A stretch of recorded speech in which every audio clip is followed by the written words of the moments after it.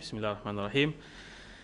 Alhamdulillah nahmaduhu wa nasta'inuhu wa nastahdihi wa nastaghfiruh wa na'udzu billahi min syururi anfusina wa min sayyiati a'malina may yahdihillahu fala mudilla lahu wa may yudlilhu fala hadiyalah. Asyhadu an la ilaha illallah wa asyhadu anna Muhammadan 'abduhu wa rasuluh. Allahumma tsabbitna 'indal mauti bila ilaha illallah. Rabbi shrah li sadri wa yassir li amri wahlul 'uqdatam min lisani yafqahu qawli amma ba'd. Assalamualaikum warahmatullahi wabarakatuh. Selamat datang saya ucapkan kepada semua sahabat-sahabat, teman-teman, puan-puan, tuan-tuan. Masya-Allah, saya sangat terharu ramai yang sudi meluangkan masa pagi ini bersama kita untuk kita bercakap dan berbincang tentang Nabi Nuh alaihi salam. Yang mana ini adalah kuliah siri yang mana mungkin ada yang pertama kali join kita hari ini. Untuk pengetahuan sahabat-sahabat yang baru join, kita ada siri sirah Nabi kita, yang mana kita bercerita satu Nabi demi satu Nabi mengikut urutan dan kita bercakap sambil kita mengambil pengajaran dan iktibar. Pada semalam, pada hari Sabtu semalam, kita bercakap tentang kisah Nabi Nuh AS berdakwah, kegigihan beliau berdakwah. Tapi kita sempat bercakap dalam 4 ayat yang pertama surah Nuh, kan? Kita sebut itu surah yang terakhir menyebut tentang Nabi Nuh sebelum kemudiannya tidak ada lagi sebutan tentang Nabi Nuh dalam mushaf Quran, dalam surah yang ke-71. Dan hari ini kita akan sebut sedikit beberapa audience yang Nabi Nuh hadapi, yang Nabi Nuh berdepan, apa mesej yang Nabi Nuh sampaikan, apa bentuk dialog yang berlaku antara mereka, dan apa celaan, tentangan, makian, label yang diberikan oleh kaum ini. Dan bila kita lihat kitab tafsir, para ulama menyusun, mereka selalu melihat kesinambungan surah yang sebelum daripada surah Nuh misalnya bercakap tentang apa. Dan hari ini kita akan banyak juga membaca daripada surah Hud. Surah Hud ini satu lagi surah yang diberikan nama atas nama seorang Nabi selepas ni. Kita akan cerita tentang beliau insya-Allah minggu depan. Dan mana sebelum itu dan konteks surah itu juga bercakap tentang tentangan yang berlaku kepada Nabi SAW zaman berzaman. So semua contoh yang Allah Subhanahu Wa Taala ceritakan dalam surah Nuh ini sangat dekat dan relevan dalam kehidupan Nabi. So semua gelaran yang diberikan kepada Nabi Nuh ini hampir semua pernah diberikan juga kepada Nabi SAW. So para ulama menyebut surah ini, kisah ini datang untuk menguatkan hati Nabi. Memang Allah pun sebut, "Ma nuthabbitu bihi fuadak." Aku bagi kisah-kisah ini semua, aku ceritakan kepada engkau untuk aku kuatkan hati engkau. Kan? Kita sendiri bila membaca, kita mendapat motivasi, mendapat semangat untuk teruskan perjuangan dalam apa saja era dan apa saja bentuk yang kita buat. Dan hari ini penting untuk kita lihat kisah Nabi Nuh AS ni adalah approach dakwah beliau ini yang cukup komitmen beliau cukup tinggi. Seolah-olah beliau bekerja full time buat dakwah ni. So kita akan tengok sikit daripada surah Nuh sekejap, kemudian kita akan berpindah ke surah Hud insya-Allah. Okey. Jadi kalau kita lihat dalam surah Nuh, semalam kita bercakap tentang ayat yang sampai ke ayat yang keempat, lebih kurang yang kelima. Yang kelima hari ini kita akan baca dalam surah Nuh. Tuan-tuan, puan-puan boleh rujuk mushaf ataupun mungkin ada yang dah hafal boleh follow. Allah Subhanahu Wa Taala berfirman, dan semua dialog ini adalah dialog Nabi Nuh AS. Nabi Nuh sedang mengadu kepada Allah Subhanahu Wa Taala. Aku dah buat semua usaha ni. Aku dah buat to the max, seolah-olahnya begitu.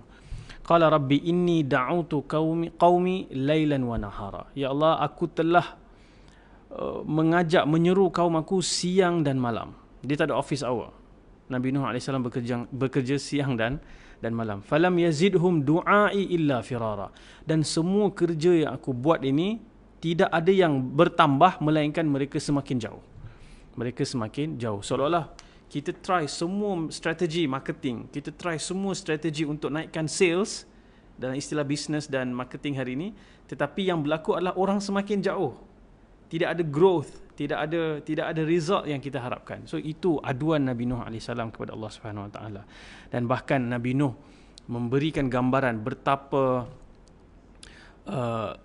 tingginya kebencian dan penolakan mereka terhadap Nabi Nuh, sehingga Nabi Nuh menggambarkan, wa inni kullama da'utuhum, dan setiap kali aku menyeru mereka untuk mereka ini diampuni engkau, hai Tuhan, untuk engkau mengampuni dosa-dosa mereka, litaghfira lahum ja'alu asabi'ahum fi adhanihim wastaghshaw thiyabahum wa asarru wastakbaru istikbara. Mereka masukkan jari-jari mereka para ulama tafsir sebut sehingga digunakan jamak plural, bukan masukkan satu jari, bukan satu jari dimasukkan semua jari, seolah-olah tak nak dengar langsung apa-apa yang Nabi Nuh nak sampaikan. Bahkan bukan itu sahaja, wastaghshaw thiyabahum, mereka akan ambil pakaian mereka dan tutup muka mereka. Mereka tak nak pun dilihat dan mereka tak nak pun melihat Nabi Nuh AS.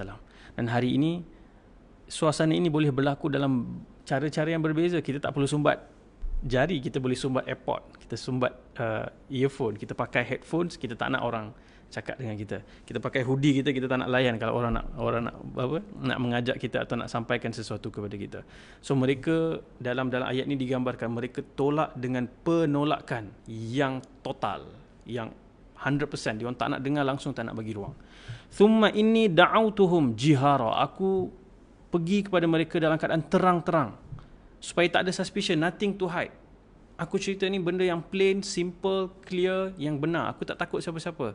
Kadang-kadang bila ada orang datang approach kita, mengajak tu dengan macam rahsia-rahsia, kita pun mungkin rasa sangsi. Kenapa kau tak announce je secara umum? Ya Allah, aku dah announce secara umum. Thumma inni a'lantu lahum wa asrartu lahum israra. Dan selain dari itu, aku berulang-ulang kali menyeru supaya secara beramai-ramai, secara terus terang, dan menyeru juga secara berseorangan. Mungkin kalau secara terbuka ni ada yang takut, ada yang rasa inferior, nak sokong, nak follow. So mungkin kalau kita pergi personal, kita boleh approach dia secara tertutup. So Nabi Nuh bahkan try juga option tersebut. Dan Profesor Dr. Hamka dalam Tafsir Al-Azhar menggambarkan ini seolah-olah Nabi Nuh try untuk approach dengan pelbagai bentuk konten. Ada konten yang panjang, sejam macam ceramah. Ada yang 5 minit, 2 minit, ada dalam bentuk Insta Story, yang kecil-kecil, yang micro content. Seolah-olah dia exhaust semua option yang ada, semua available option yang ada untuk sampaikan kebenaran kepada kaum dia. Dan Nabi Nuh dalam dakwah dia ada menawarkan beberapa bashir, berita gembira. Sebab tu kita akan lihat nanti dakwah ni ada 2 elemen. Satu ada bashir, satu ada nadhir. Semalam kita bercakap dakwah tu yang menjadi driver adalah perasaan cinta, kan, love. Sebab tu kalau kita lihat dalam semua qasas anbiya ni, para nabi dan Allah Subhanahu Wa Taala sendiri, Nabi SAW juga gelap ustaz mungkin bukan sebab saya lah, itu untuk surprise je sikit. Okay.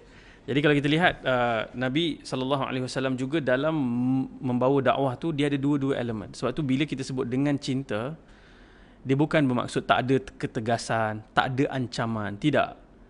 Kita juga boleh dengan tegas mengajak seseorang disebabkan cinta. Kita boleh juga menyampaikan ancaman dengan ada perasaan cinta. Misalnya contoh mudah, kadang-kadang ibu bapa kita marah, kita buat satu benda.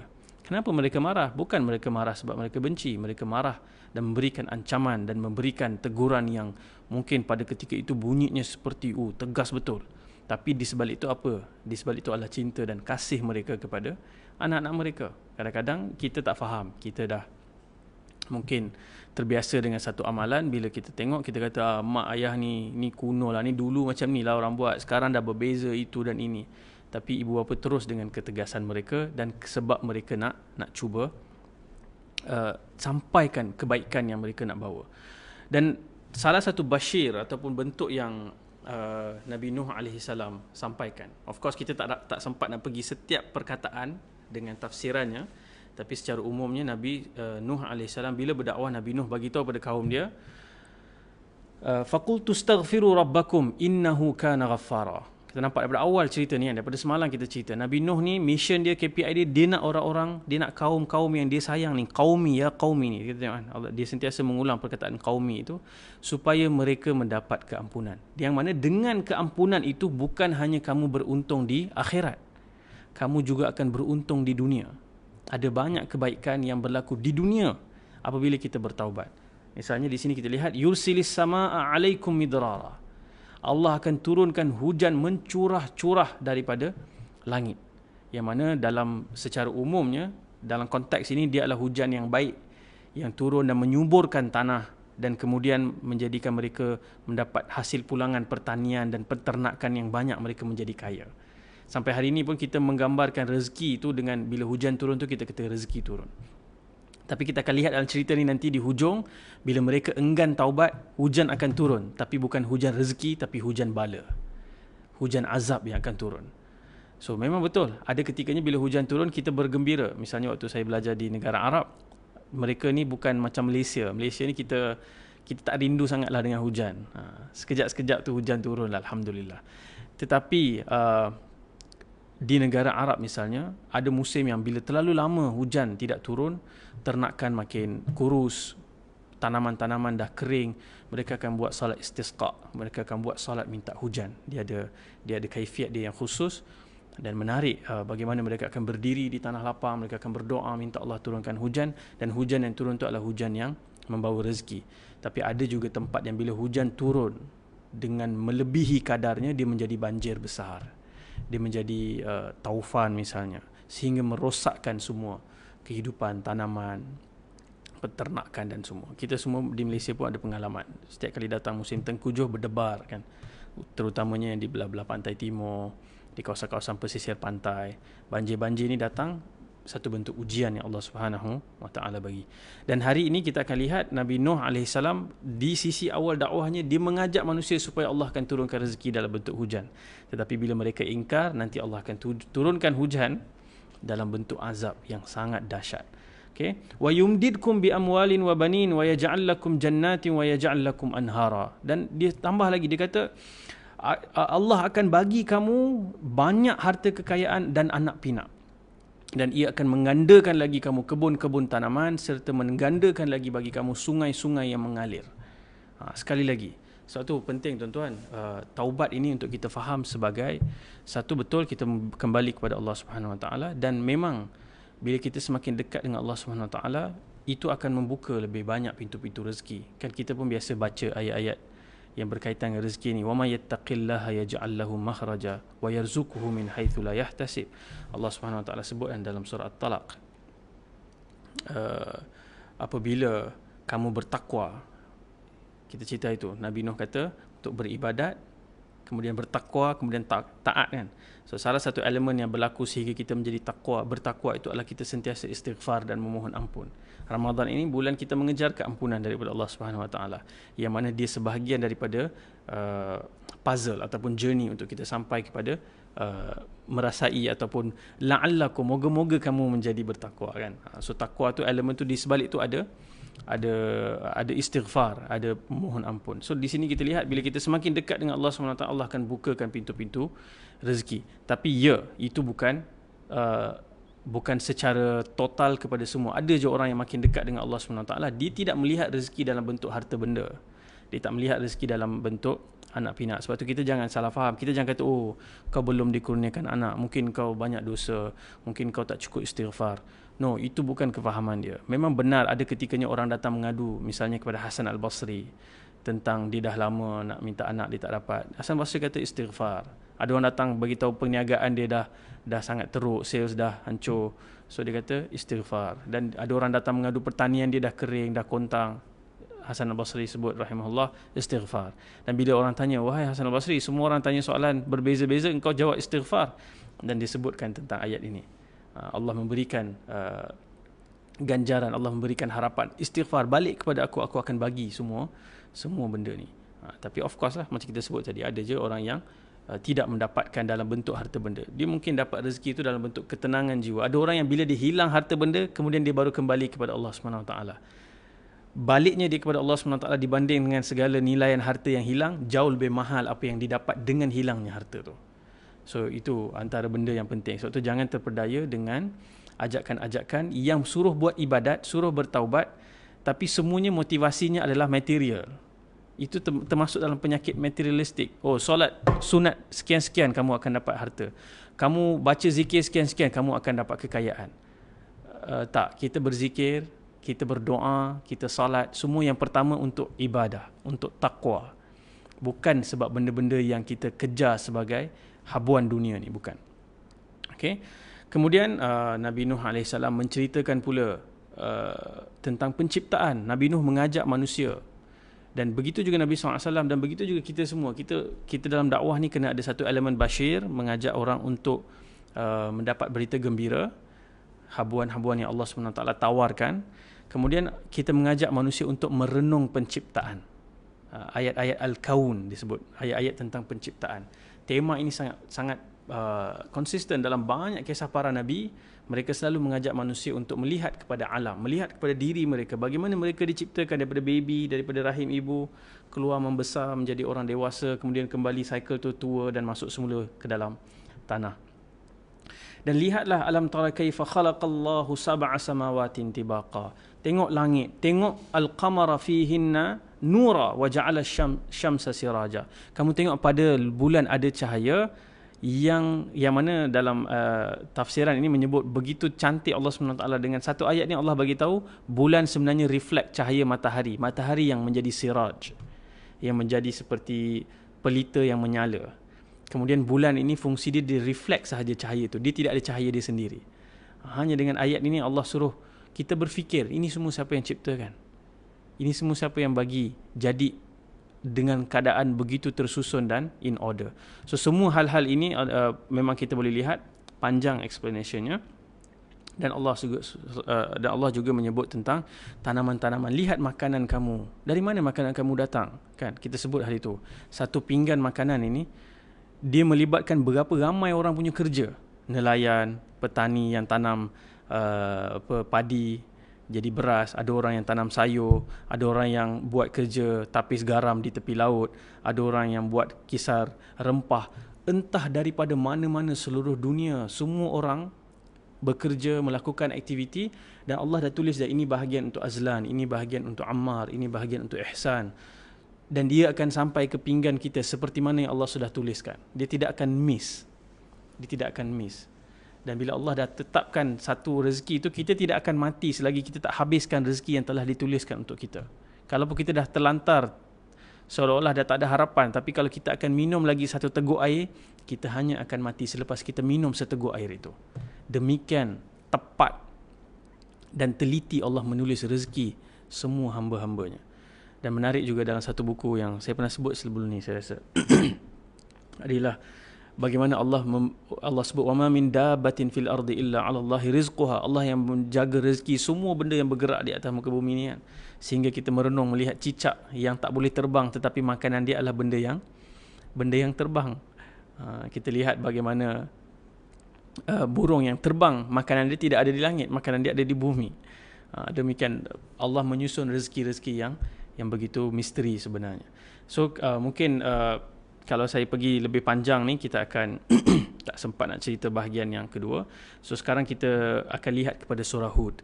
Bila kita cerita Nabi Nuh AS, berjumpa pagi, berjumpa malam, bekerja pagi dan malam, pergi secara terbuka, pergi secara berahsia, memberikan ucapan secara publik yang besar, berdepan secara individual. Semua proses ini berlaku bukan dengan mudah.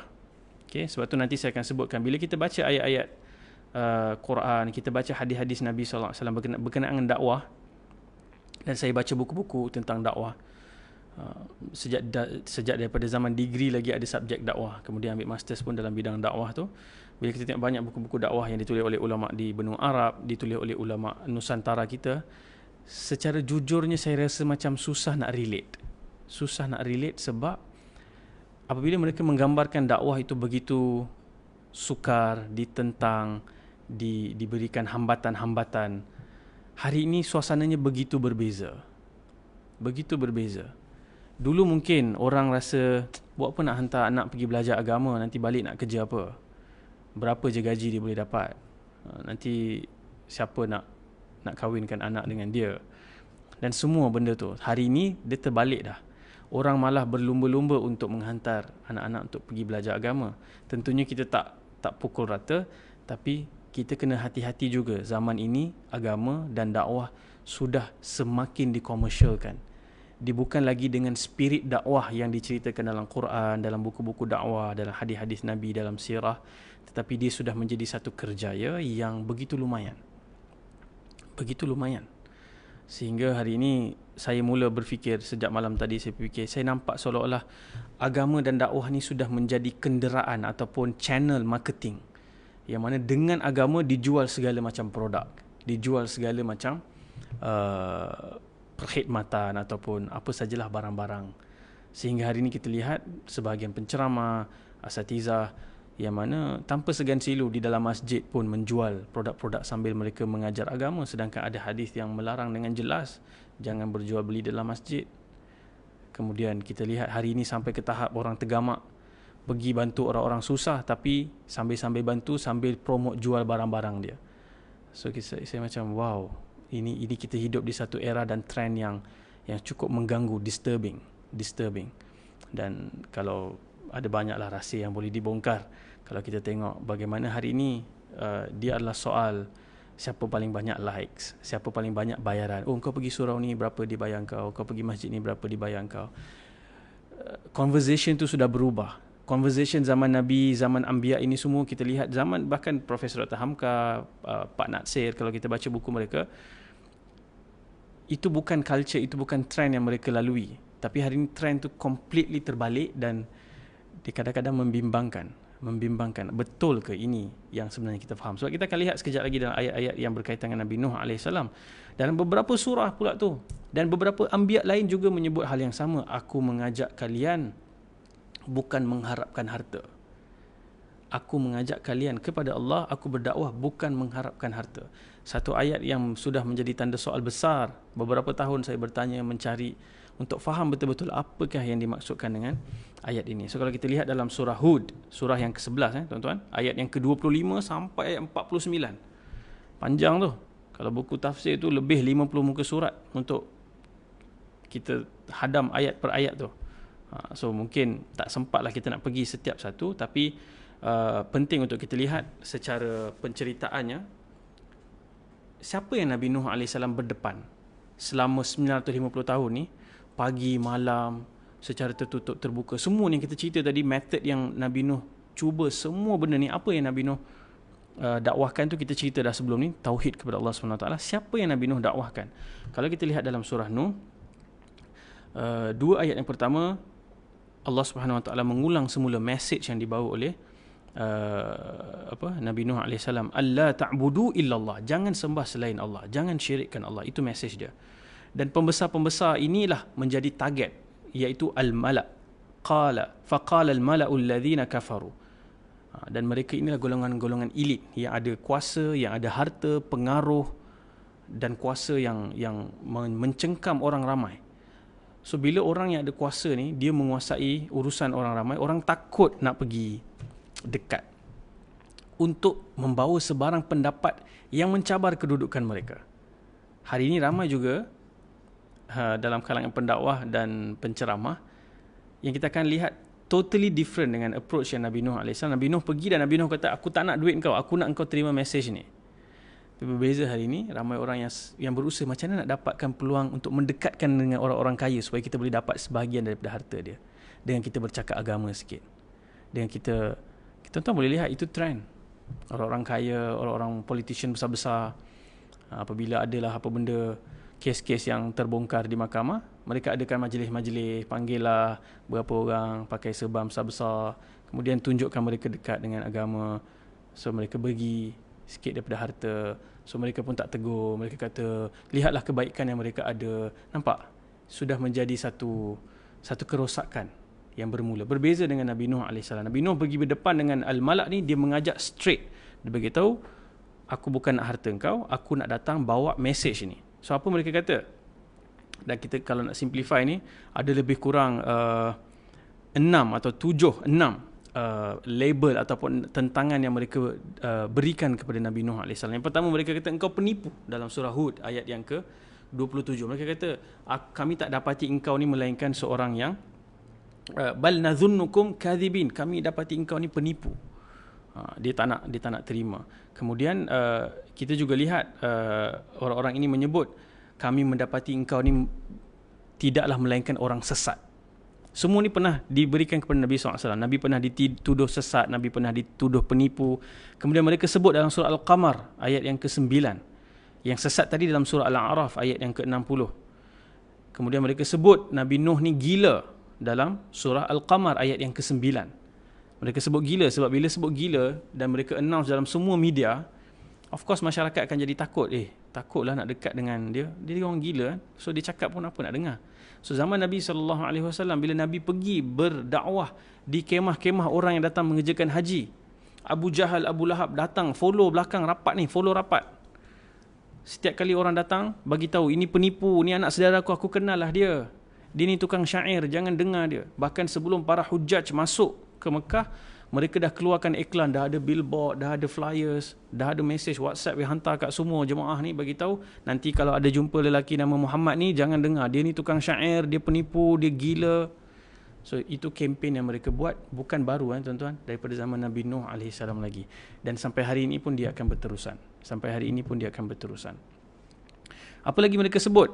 Dan mereka kata, kami tak dapati engkau ni melainkan manusia biasa macam kami.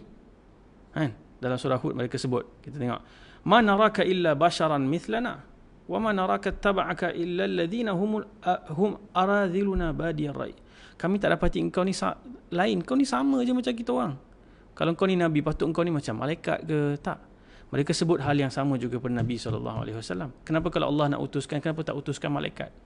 Kenapa dia tak utuskan manusia yang pergi ke pasar makan sama dengan kita? Mereka cuba mencari excuse untuk menidakkan kebongkakan dan penolakan mereka terhadap mesej tu. Kemudian mereka sebut apa? Mereka kata orang-orang yang dalam engkau ni orang biasa. Orang yang follow engkau ni pula adalah orang-orang yang aradhiluna. Yang paling rendah, kasta paling rendah. Tak ada kedudukan. Tak ada kemuliaan langsung. Badiyar ra'i, orang yang tak berfikir panjang. Istilah bodoh, istilah senangnya bodoh lah dia kata. Dia kata engkau ni, dalam engkau ni sama je macam kita orang. Entah penipu, sesat. Orang yang follow engkau ni pun orang-orang yang lemah dan bodoh. Tak boleh fikir. Dia terpengaruh dengan kau punya ayat-ayat kau yang mungkin entah dia orang pun tak faham, dia orang ikut je. Mereka sebutkan macam tu kepada Nabi Nuh AS.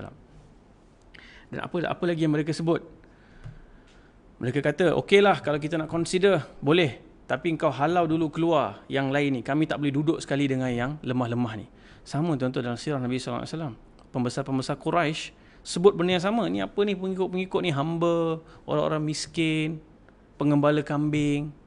Mana sama level dengan kita? Sebab tu ada para ulama sebut idea equality, idea tentang hak sama rata antara yang kaya dan miskin ni sudah bermula mesejnya sejak zaman Nabi Nuh AS lagi.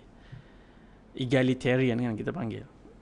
Tidak memandang rendah kepada orang yang tidak ada harta, memandang tinggi pada orang yang hanya ada harta.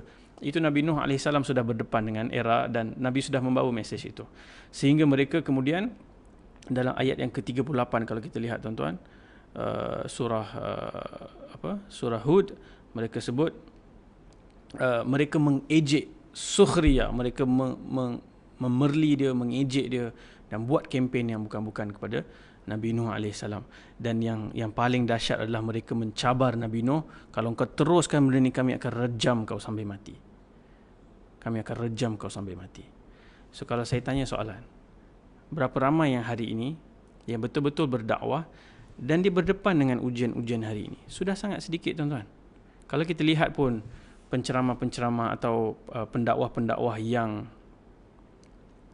sudah ada pengaruh, bila orang marah tu bukan marah pada mesej dia yang bersifat kebenaran. Hari ini kita tengok, bila pendakwah dimarah bila dia buat benda-benda yang salah.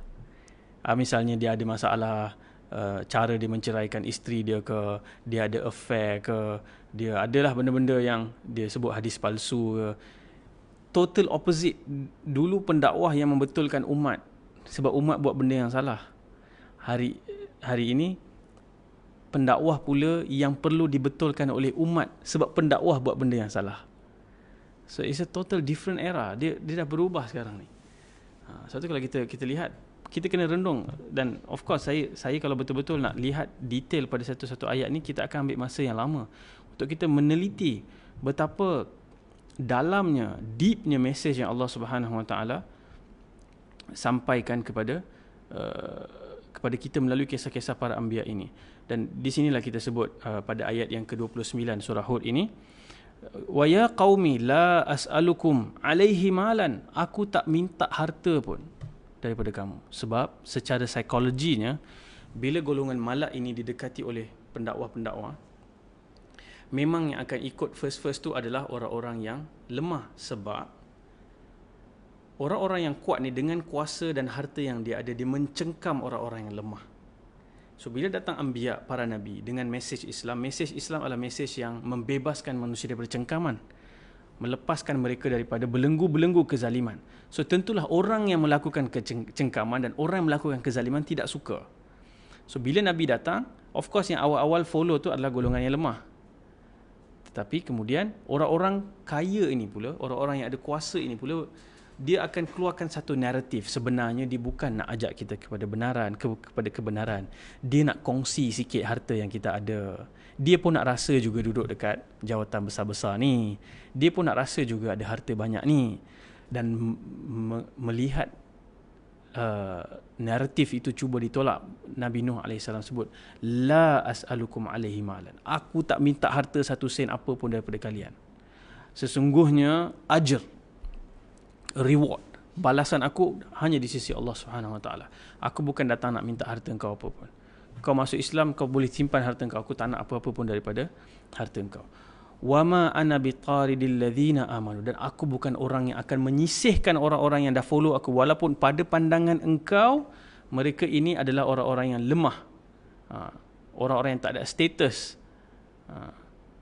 orang-orang yang macam hari ni kita boleh lihat kan, kita buat kalau projek bantuan orang lemah ke kan, orang-orang miskin, mereka ni tak ada Facebook, tak ada smartphone, tak ada account bank, orang-orang yang macam tidak ada dalam data pun. They are nobody. Orang tak respect, orang tak kisah pun apa jadi dengan dia. Macam kita buat dekat orang Rohingya hari ni lah. Dia mati kat tengah laut, tak ada apa.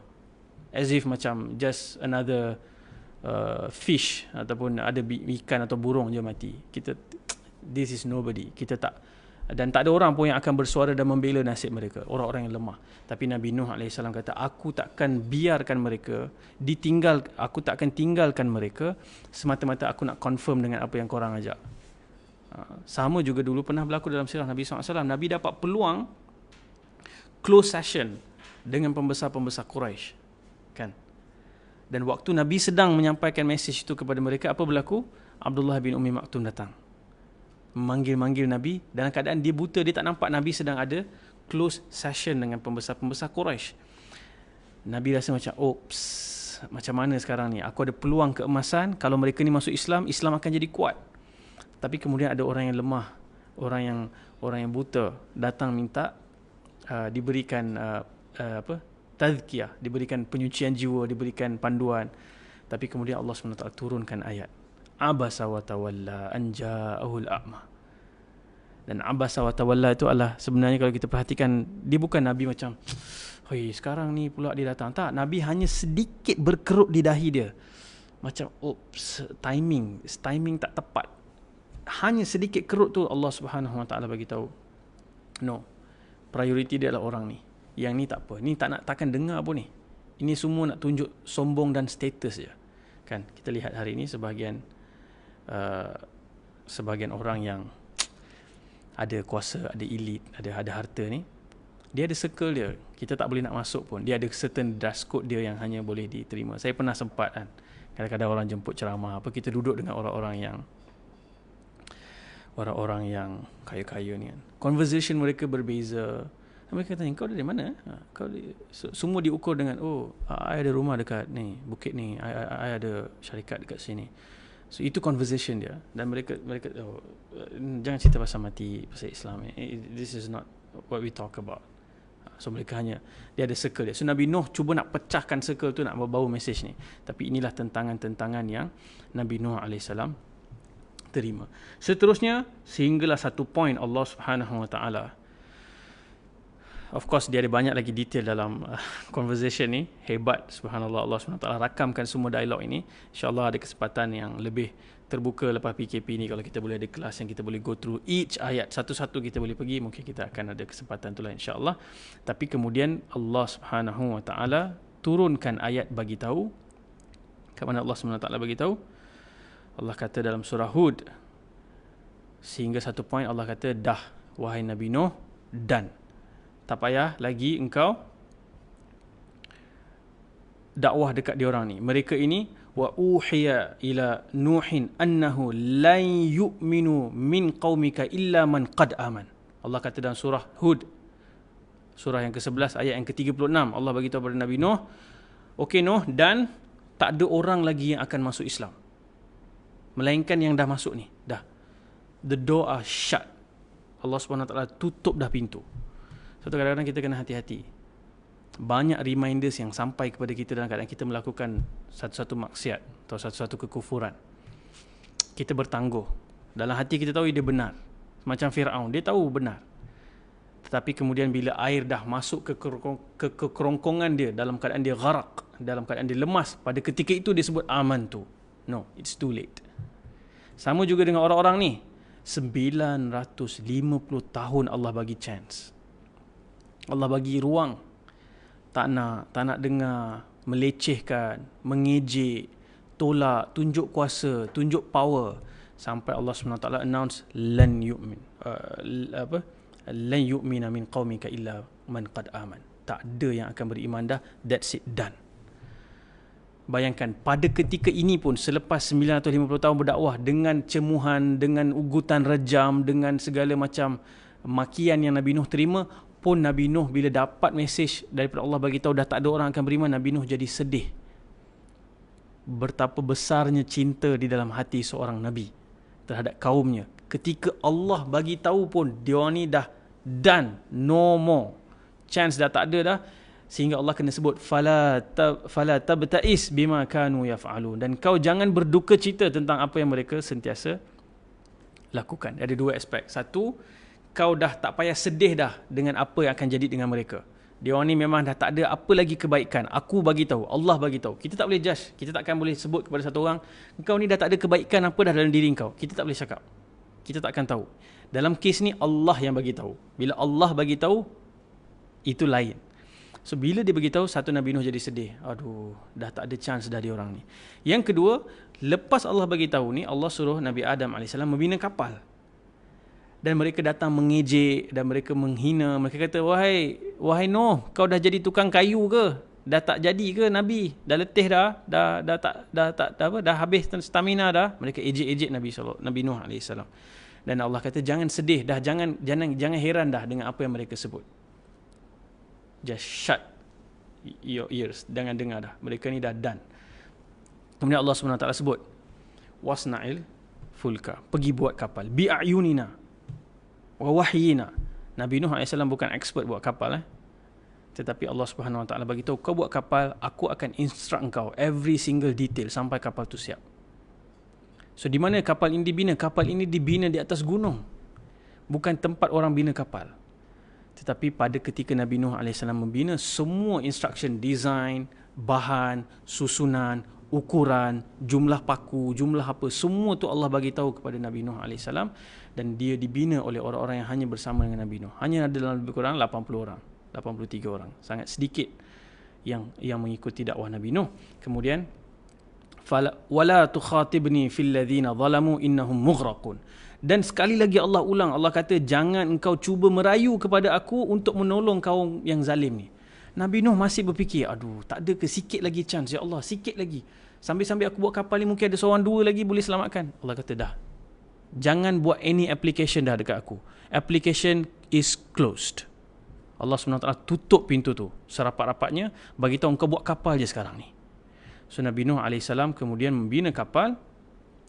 Kalau kita lihat di sini, Allah dah bagi tahu dah, innahum mughraqun, mereka ni semua akan lemas. So bayangkan dalam ayat yang ke-38, wa yasna'ul fulka wa kullama marra alaihi mala', setiap kali mereka lalu dekat tempat Nabi Nuh buat kapal,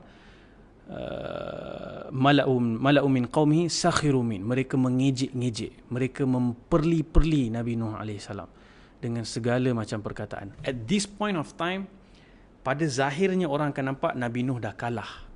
Sebab dia dah give up, dia tak ajak dah orang lagi dah. Dia dah stop. So malak ni tengah rasa macam dia dah menang. Kan? Kita kadang-kadang tim bola kita menang pun kita ejek, kita perli orang kan. Contoh kita beli orang sokong menu duduk dalam gua punya lama. So kita sukhriya, kita ejek dia kan. Ini dalam konteks ni selama ni mereka bertembung ratusan tahun dan orang-orang malak ni rasa dia dah menang. Dan qala in taskharu minna fa inna naskharu minkum kama taskharun. Soalnya kau tunggu je lah. Kau tunggu je. Dia kata, maka sesungguhnya kami juga memandang kamu bodoh kerana keingkaran kamu sebagai balasan ejekan kamu ni. So mereka dah standby dan ramai para ulama menyebut lepas Allah bagi tahu dah tak ada harapan dah mereka ini, pada ketika itu Nabi Nuh berdoa. Bila Allah dah declare tak ada harapan dah, Allah dah kata jangan lagi minta tolong, jangan lagi cuba nak rayu untuk mereka. Pada ketika itu Nabi Nuh mula mengangkat tangan. Nabi Nuh kata qala Nuhun dalam surah Nuh ayat yang ke-26.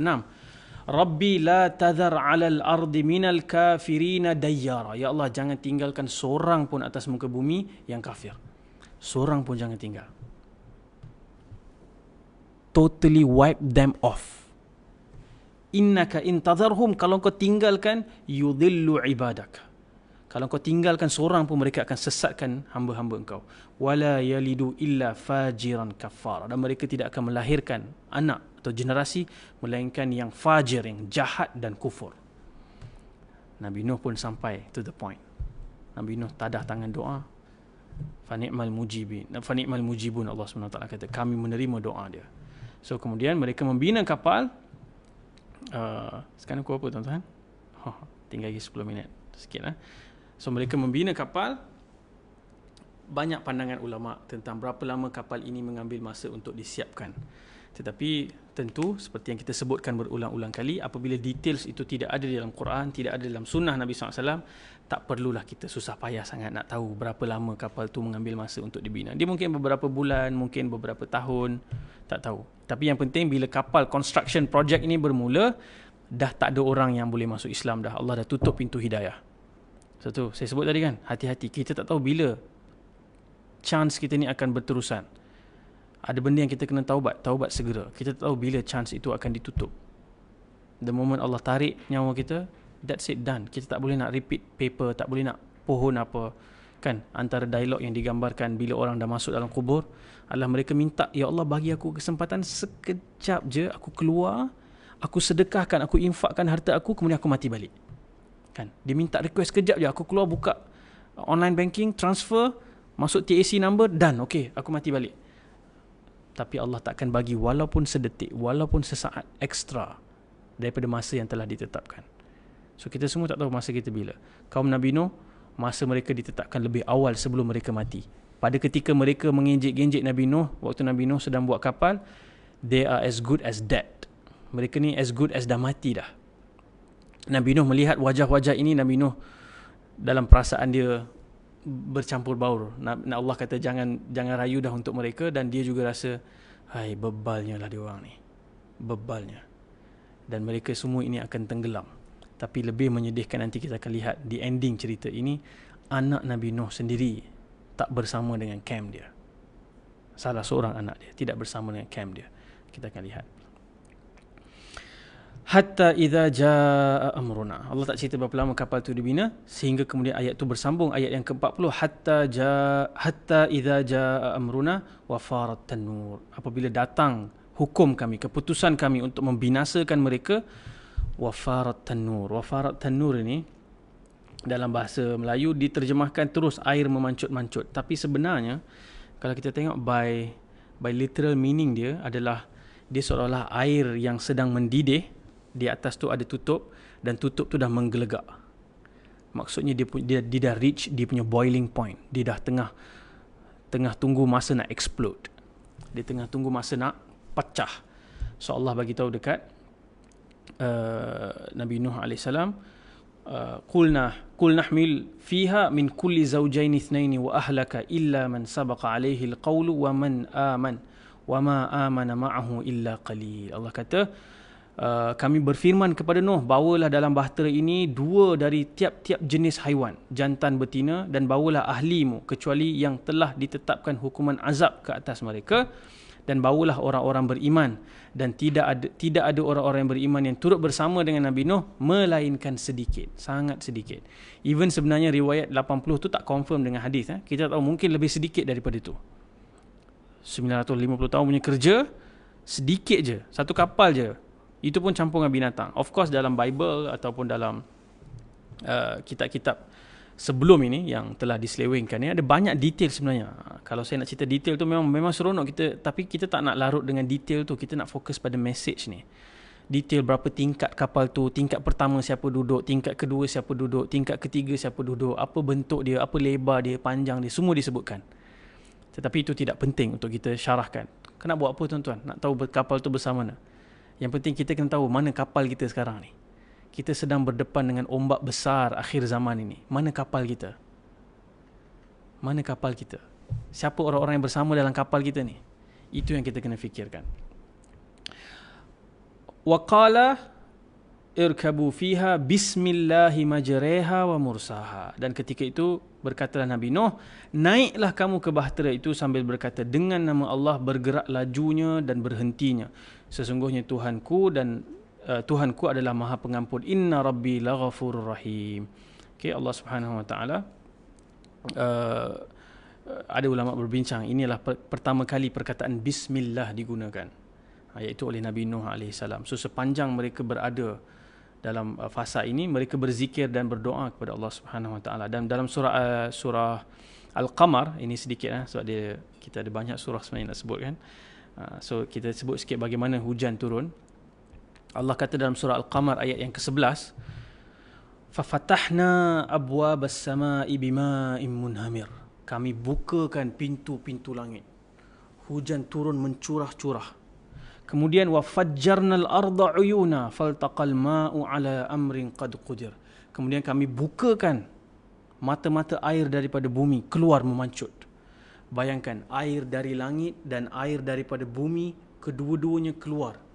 Faltaqal ma', dan bertemu, berjumpa. Amazing. Daripada atas, daripada bawah, air keluar. Dan dia menghancurkan seluruh kaum yang hidup selain daripada mereka yang ada dalam kapal itu sahaja. So apa berlaku? Kapal ni Ibnu Katsir rahimahullah menyebut kapal ini berlayar selama 6 bulan. Okay? Selama 6 bulan dia berlayar. Allah yang menjaga kapal ini sepanjang proses azab ini berjalan. Dan azab ini juga tidak diketahui berapa lama. Dalam Israiliyat ada menyebut hujan turun selama 40 malam. Ada yang kata selama 40 tahun tanpa henti. Dan ada banyaklah riwayat-riwayat ini. Tapi of course, even dalam tafsir-tafsir, contohnya Syekh Sya'rawi pun menyebut, tak penting nak tahu details berapa lama kapal tu landing dekat mana, sekarang ni kapal tu kat mana. Itu semua tidak penting, sebab itu mengalihkan kita daripada mesej cerita ini. Sebab itu kalau kita lihat kemudian Allah Subhanahu Wa Taala cerita dalam surah Hud, waktu kapal ni dah take off, kan dia duduk atas gunung ni, dan Allah menggambarkan air itu sampai ke level gunung, ombak air itu sampai ke level gunung. Dan pada ketika itu ada berlaku satu scene yang sangat emosional dalam kisah Nabi Nuh AS, adalah ketika Nabi Nuh melihat anak dia. Dia mengajak, ya bunayya, dia panggil bunayya itu dengan satu panggilan yang sangat lembut, dengan sangat kasih. Dia mengajak anak dia untuk naik ke dalam kapal, tetapi kemudian anak dia enggan. Dan anak dia kata apa? Anak dia kata, aku akan naik ke gunung dan aku akan selamatkan diri. Dan Nabi Nuh beritahu, Nuh, hari ini tidak ada orang yang boleh selamat melainkan siapa yang illa man rahim, melainkan siapa yang telah mendapat rahmat Allah Subhanahu Wa Taala naik. Tapi kemudian tiba-tiba scene ini belum habis lagi, dialog ni belum habis lagi. Allah cerita ombak datang dan hanyutkan terus anak dia depan mata dia. So jangan kita lupa aspek emosi seorang ayah, yang mana selepas kapal ini landing, perkara pertama yang Nabi Nuh tanya kepada Allah Subhanahu Wa Taala ialah tentang anak dia. Nabi Nuh tanya, bagaimana peristiwa itu berlaku? Mereka berlayar lama, kemudian sehingga Allah berikan announcement. Allah bagi tahu kepada bumi, waqila ya ardu bla'i ma'aki wa ya sama'u aqli'i wa ghidal ma' wa qudiyal amr wastawat 'alal judi wa qila bu'dan liqaumidh zalimin. Allah kata, dan setelah itu diperintahkan kepada bumi dan langit, telanlah airmu. Wahai bumi, telanlah airmu. Wahai langit, berhentilah dari curahan hujanmu. Surutlah air dan terlaksanalah perintah Allah dan bahtera Nabi Nuh itu pun mendarat di atas gunung Judi. Dan kemudian Allah kata, waqila bu'dan liqaumidh zalimin. Dia seolah-olah kata, there you go, you all are done. Bu'dan, habis, hancur semua.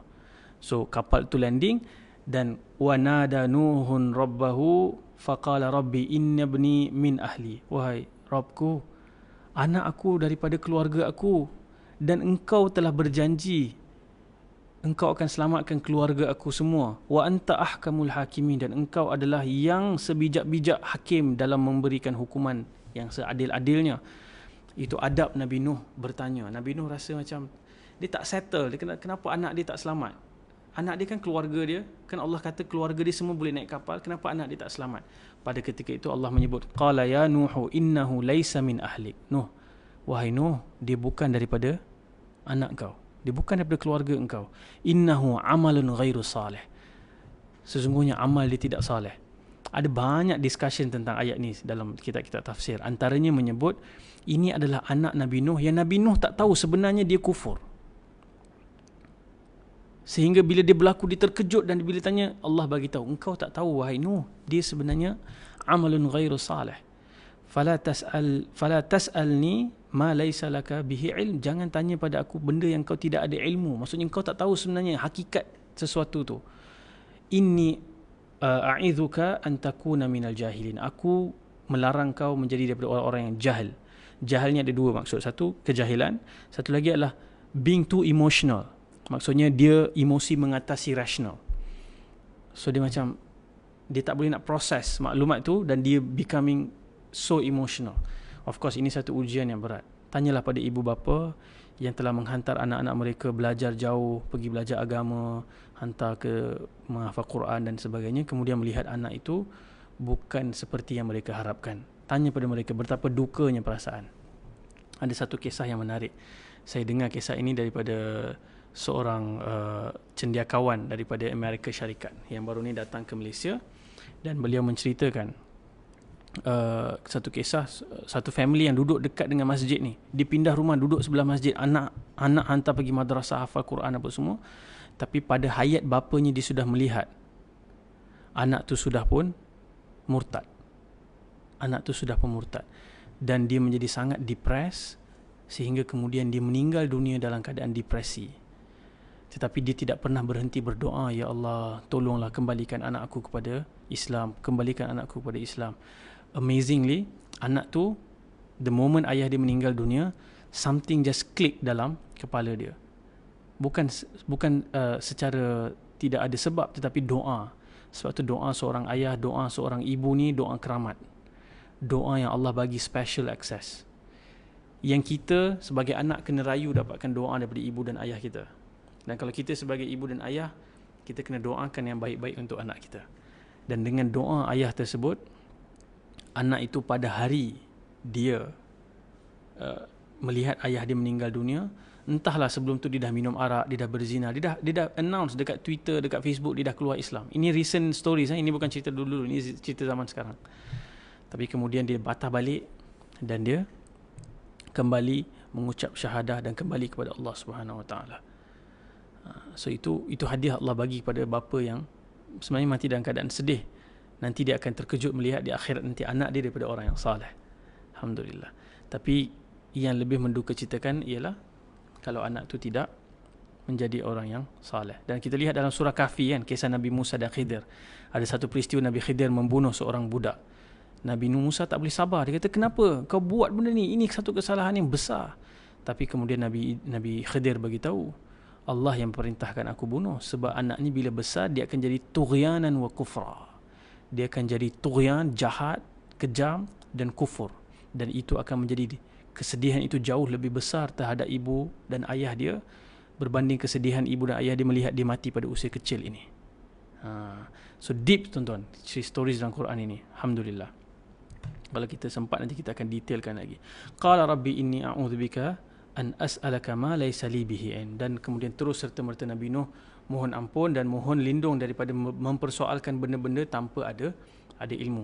Wa illa taghfirli wa tarhamni akum minal khasirin. Dan ayat yang seterusnya ayat kedua terakhir daripada surah Hud. Jadi tuan-tuan lepas ni, habis ni, tuan-tuan boleh lihat surah Nuh dan tuan-tuan boleh lihat surah Hud ayat ke-25 sampai 49. Okey. Ayat yang ke-25 sampai 49 tuan-tuan boleh baca slow-slow, baca terjemahan, cuba hayati cerita tu dan renungkan.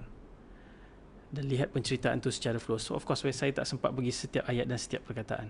Kemudian Allah SWT sebut, qila ya nuhu bit bisalamin minna wa barakatin alayka wa ala umamin mimman ma'ak wa umamun sanumatti'uhum thumma yamassuhum minna azabun alim. Allah berfirman, wahai Nuh, turunlah dari bahtera dengan selamat dan berkat dari kami kepadamu dan kepada umat-umat bersama-samamu dan umat-umat dari keturunan mereka yang kami akan berikan kesenangan kepadanya, kemudian mereka akan dikenakan azab dari kami yang tidak terperi sakitnya. Okay, kemudian Allah habiskan cerita ni, tilka min amba'il ghaibi nuhiha ilaik. Inilah dia kisah daripada ghaib yang kami ceritakan kepada engkau. Kalau tak, engkau tidak akan tahu, wahai Rasulullah, dan kita semua umat Nabi ini, kita tak akan tahu. Ini adalah sumber yang satu-satunya sahih, yang benar bercerita tentang kisah Nabi Nuh. Adapun sumber-sumber lain ni semua sudah dicampur adukkan. Semua sudah ditambah-tambah dengan detail-detail yang tidak tahu daripada mana asal usulnya. Kemudian Allah kata, ma kunta ta'lamuha anta wala qaumuka min qabli hadha fasbir innal aqibata lil muttaqin. Allah kata kepada Nabi SAW, kami wahyukan kepadamu wahai Muhammad yang engkau dan kaum engkau tidak mengetahui sebelum ini. Bersabarlah, kesudahan yang baik bagi orang-orang yang bertakwa. So story ni dia ada ending yang baik sebenarnya. Profesor Dr. Hamka sebut, saya mungkin boleh habiskan dengan quote ini. Menarik Profesor Dr. Hamka sebut tentang perkataan yang beliau gunakan. Dia kata sejarah akan berulang. Watak-watak ini akan berulang. Watak pendakwah yang ditentang akan terus wujud. Watak orang-orang elit, orang-orang yang menentang akan terus wujud dengan segala tomahan, fitnah, tuduhan, makian yang sama. Sejarah akan berulang, dan kalau keadaan sudah sangat sulit dalam kita berdakwah, dalam kita menyampaikan kebenaran, sehingga alam sekeliling telah amat gelap, dia kata, maka dalam bentuk lain Allah akan datangkan pula kapal Nabi Nuh untuk kita. Allah akan datangkan kapal Nabi Nuh untuk kita. So dia bagi hope. Kalau Nabi Nuh 950 tahun berdakwah pun tak ramai yang terima, jangan down. Kalau kamu berdakwah dengan baik, kamu dakwah tanpa mengambil kesempatan, tanpa menjual agama, tanpa menunggang agama, dan dengan itu kamu dicela, kamu dihina, kamu dipinggirkan, tidak mengapa. Bersabar. Sebab kisah Nabi Nuh ni kisah bersabar dan sentiasa berharap daripada Allah Subhanahu wa taala. Jadi itulah serba sedikit kisah ini. Of course I wish I can tell the story in more details, tapi alhamdulillah itu masa yang kita ada. Syukur kita sudah dapat serba sedikit memahami kisah Nabi Nuh AS daripada awal sampai habis. Apa dakwah dia, bagaimana Nabi Nuh berdakwah, macam mana Nabi Nuh ditentang, macam mana kasih dan sayangnya Nabi Nuh ni sampai Allah bagi tahu dekat Nabi Nuh, jangan rayu untuk orang-orang jahat ni. Cukup, aku dah tutup dah pintu, kan. Kemudian ada riwayat sebut mereka sampai jadikan waktu construction kapal tu sedang berjalan, mereka jadikan kapal Nabi Nuh ni tempat mereka buang air, mereka jadikan tandas awam. Sampai ke level itu mereka menyakiti Nabi Nuh AS. So ini satu Nabi yang sangat kita rindu, sangat kita jadikan idola. Kita doa kepada Allah SWT satu masa nanti kita akan berpeluang berjumpa dengan Nabi Nuh AS di syurga Allah SWT. Kan, kita dengar sendiri macam mana banjir ni berlaku. Ada ulama berbeza pandangan. Ada yang kata banjir ni berlaku seluruh bumi tenggelam. Ada riwayat kata tak, bukan seluruh bumi, sebahagian tempat Mesopotamia tu sahaja yang tenggelam, bukan seluruh bumi. Dan ada yang juga menyatakan kapal ini masih ada di Gunung Ararat di Turki. Ada gambar, ada hasil kajian daripada kayu-kayu yang mereka jumpa berusia 2,500 hingga 5,000 tahun. Dan mereka kononnya dapat mengukur lebar dan panjang kapal tu daripada tapak tu.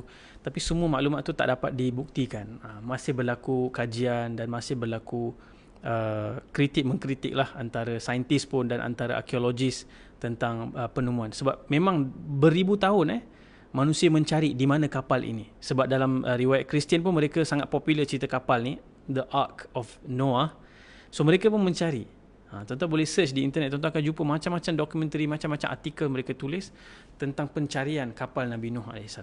Tapi kita punya cerita ni bukan fokus nak jumpa kapal tu. Kita nak fokus pada kita ikut panduan dan tunjuk ajar daripada para anbiya dan juga Rasulullah sallallahu alaihi wasallam. Kisah ini menjadi kekuatan dan inspirasi kepada Nabi. Kisah ini juga sepatutnya menjadi kekuatan dan inspirasi untuk kita semua. Jadi insya-Allah saya boleh ambil soalan daripada tuan-tuan. Ada soalan ke hari ini?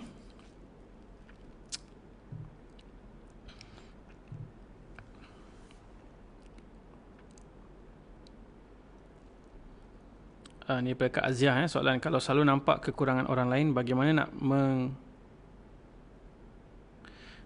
nak mengganti diri untuk melihat kekurangan diri sendiri? Oh, maksudnya kalau kita selalu nampak kekurangan orang lain, macam mana kita nak gantikan dengan selalu melihat kekurangan diri sendiri? Ada beberapa tips lah kalau kita lihat daripada Quran dan Sunnah. Yang pertama adalah saya sebut dulu dalam aspek kita. Bila kita selalu dipuji, kita selalu rasa kita macam bagus. Dan ada hadis Nabi SAW, Nabi ajar doa. Bagaimana doa bila kita dipuji. Allahumma la tu'akhidni bima yaqulun. Ya Allah, kau janganlah menghukum aku dengan apa yang mereka sebut.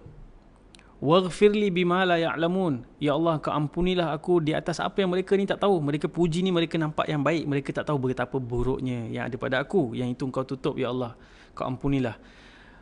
Waj'alni khairan mimma yadhunnun, dan jadikan aku lebih baik daripada apa yang mereka sangka-sangkakan. Itu doa daripada hadis Nabi SAW. So daripada hadis tu kita boleh lihat satu benda. First, bila kita tengok orang, kan semalam pun ada ada komen kan, dia kata bila kita tengok orang, kita akan selalu nampak, oh ni benda ni tak bagus, benda ni kurang kat dia. Tapi kita cuba shift kita punya fokus untuk lihat benda yang baik. Bahkan dalam marriage pun, kan dalam surah An-Nisa tak silap, ada ayat yang bercakap tentang perceraian, dan ayat tu juga bercakap tentang apabila kamu mendapati ada benda yang kamu tak suka pada pasangan kamu, jangan kamu lupa pada kebaikan-kebaikan yang ada pada mereka. So kadang-kadang berlaku kan tension kan.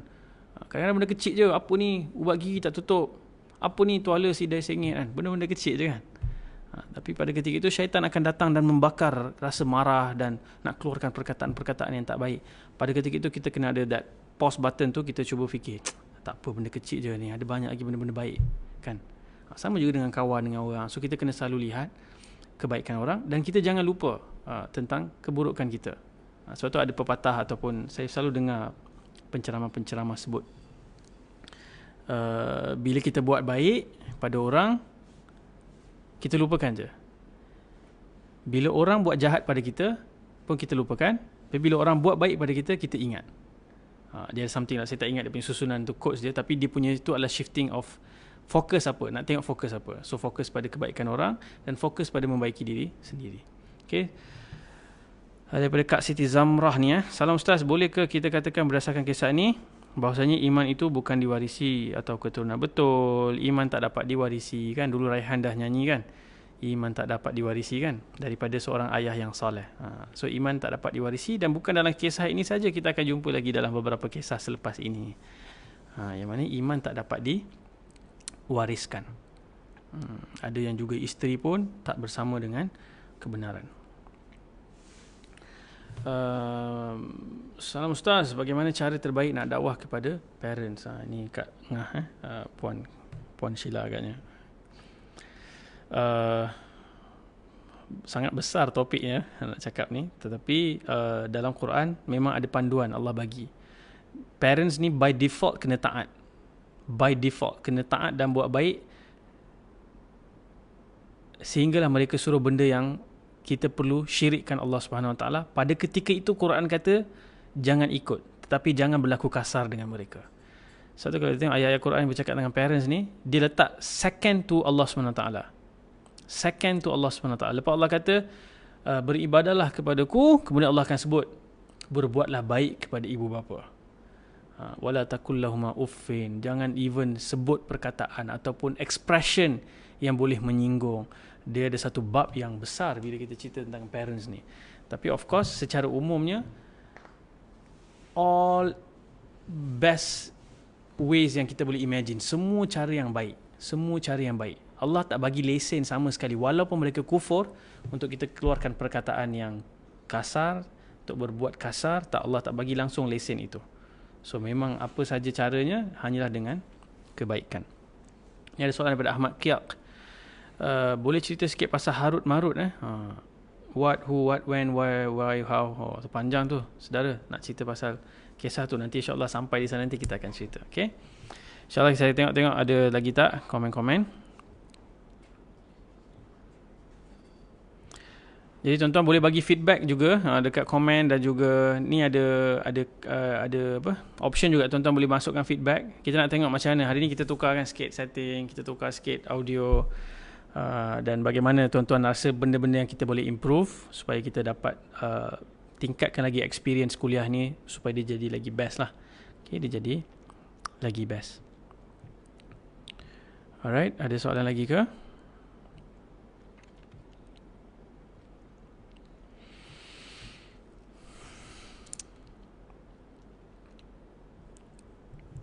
Okay, insyaAllah sebagai kesimpulan daripada kisah Nabi Nuh AS, saya kira tak ada soalan dah kot, insyaAllah. Ini ada satu soalan daripada Siti Husna. Ustaz, betul ke berguru itu penting kerana limpahan cahaya itu melimpah apabila kita berguru? Saya confused dengan adab versus mengagungkan guru.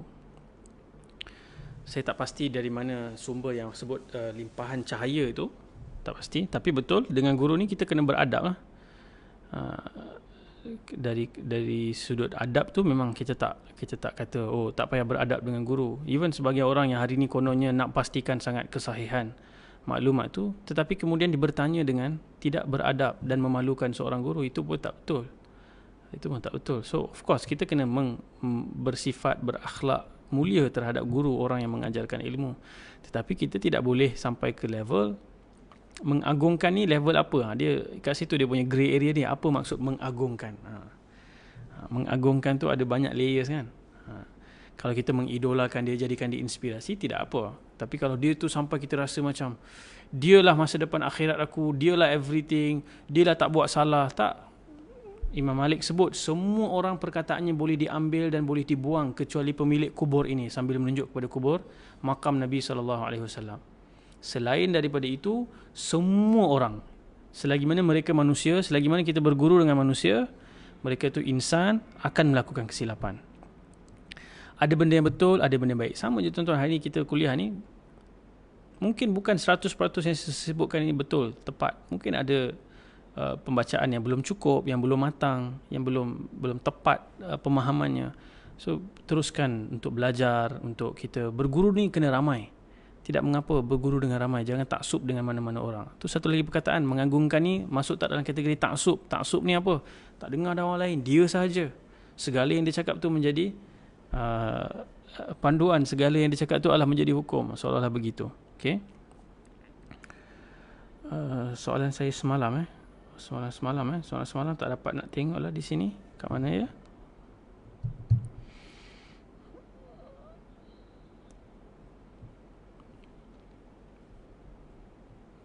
Okey, insyaAllah saya rasa okey dah kot. Kita masa pun dah lama. Jadi saya nak simpulkan hari ini dengan satu soalan lah. Mungkin agak kontroversi, tapi tak apa, kita kena fikir benda ni. Mesej paling besar daripada kisah Nabi Nuh AS adalah dakwah. Dan kita sebut tadi, kita berada di zaman yang dakwah ni kelihatan opposite. Nature dia, trend dia seolah-olah dah terbalik dah kan. Nabi Nuh dicabar, nak direjam sebagainya, tapi kita hari ni berbeza suasana tu. Itu saya nak kongsi sikit perspektif. Saya baru terfikir ni pagi tadi. Saya tuan-tuan, alhamdulillah Allah bagi peluang, saya mendengar ceramah ni daripada banyak tempat. Saya dengar ceramah bahasa Inggeris daripada ulama-ulama yang berada di Amerika, di Eropah, di Australia. Saya mendengar ceramah bahasa Arab daripada banyak negara-negara Arab, daripada Morocco, Jordan, Saudi, Yaman. Kemudian kita mendengar ceramah ulama-ulama Indonesia. Kita mendengar ceramah Tamil kan, Sri Lanka, India. Tapi sebenarnya tuan-tuan, saya tak perasan lagi mana-mana penceramah pendakwah yang saya dengar di semua negara-negara lain ni yang menjadikan dakwah mereka sebagai channel marketing jual produk. Menjadikan dia sebagai commercialized. Saya tak jumpa lagi. Berbeza bila saya renung di Malaysia, kita begitu mengkomersialkan dakwah ini sampai dia jadi satu perniagaan. Dia sampai dia jadi satu, tak tahu, tuan-tuan pun saya rasa faham apa yang saya maksudkan. Jadi saya rasa kita kena renung balik, kita kena fikir balik. Is there something wrong dengan cara kita faham, dengan cara kita menanggapi agama ini, sehingga dia dijadikan sebagai alat untuk merebut kuasa, merebut harta, merebut populariti dan sebagainya. So benda-benda ni kita kena renungkan, kita kena fikir betul-betul, sebab zaman ini zaman yang keliru. Kita tak nak termasuk dalam orang yang kita sangka kita bersama dengan kebenaran, tetapi hakikatnya kita sedang melencong, kita sedang berada di jalan yang tidak betul. Jadi kita sama-sama muhasabah. Saya, tuan-tuan, muhasabah diri tuan-tuan semua. Semoga kisah Nabi Nuh ni bukan hanya kisah yang kita ceritakan untuk kita dengar apa yang berlaku pada zaman dahulu, tapi kita ambil manfaat, kita renungkan, kita feel deep, dan kita fikir betul-betul dalam-dalam. Adakah ini yang kita faham tentang dakwah Nabi Nuh alaihi salam dan tentang dakwah secara keseluruhannya daripada sirah Nabi sallallahu alaihi wasallam. Jadi itu sahaja untuk hari ini, insya-Allah. Oh, tu ada Kak Nurihan, bagaimana permulaan manusia berbilang kaum? Oh, 3 orang anak tu ya. Tak sempatlah pula ya kita hari ini. Nabi Nuh ada 4 orang anak, Sam, Ham, Yafith. 3-3 ni kemudian pergi ke benua Afrika, pergi ke benua Eropah dan pergi ke benua Asia. Dan daripada situ mulalah keturunan mereka. Tapi riwayat ni tak ada hadis ataupun Quran yang memberikan penekanan, tetapi ataupun memberikan isyarat yang jelas. Tapi itu apa yang disebut oleh banyak riwayat. Dan Kan'an adalah nama anak yang ingkar, yang tak nak naik kapal tu. Itu pun juga daripada riwayat lah, daripada riwayat, bukan daripada hadis. Okay. Berniaga tak salah kan Ustaz? Silakan berniaga. Kita bukan bercakap salahnya berniaga. Kita bercakap adalah apabila berniaga tetapi kemudian agama dijadikan marketing tools dia. Itu istilahnya tunggang agama. Wala tashtari bi ayatillahi thamanan qalila. Jangan kamu berjual beli dengan ayat-ayat Allah dengan harga yang murah. Kan? Itu benda yang saya sebutkan. Ustaz Azlan dah boleh berniaga air mineral dibacakan ruqyah. Itulah antara contoh-contohnya lah. Nanti saya jual kismis, saya jual ubat tidur, ubat tenaga, semua itulah yang saya maksudkan. Okey, insya-Allah itu saja hari ini. Assalamualaikum warahmatullahi wabarakatuh. Jumpa lagi minggu depan dengan kisah Nabi Hud alaihi salam.